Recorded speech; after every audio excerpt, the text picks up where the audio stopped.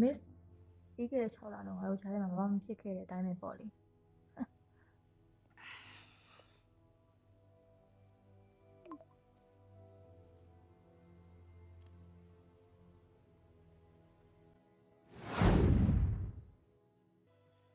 နင်ရတခြားလှုပ်ထက်တောင်ပိုအရေးကြီးနေသလိုပဲနော်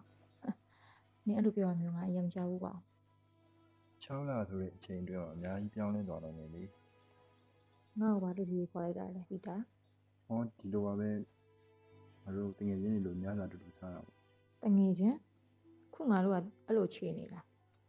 ငါဆိုလိုတာကနေဖြစ်ချင်နေဆိုရင်ဖြစ်နိုင်တယ်လို့ပြောတာပါငါတို့ကြားမှာအတိတ်ကရှုပ်ထွေးတွေအများကြီးရှိသေးတယ်လေအင်းပါဒါပေမဲ့အဲ့ဒါမကောင်းဘူးလား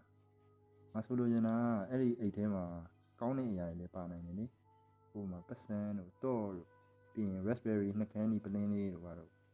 ငါတို့ဘာလို့လမ်းခွဲခဲ့ကြလဲဆိုတာနင်မှတ်မိလားဒါငါ့ကိုတက်တက်အကွက်စင်နေမေးဖို့မလား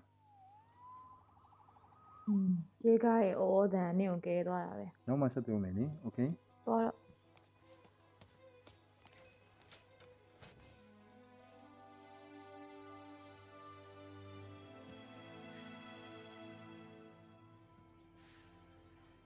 မင်းတို့မြောက်တူပြန်တွေ့ရတာဝမ်းသာရကွာဦးလေးကမင်းတို့အတွက်ကိုသဘောကျဆုံးပဲကွာ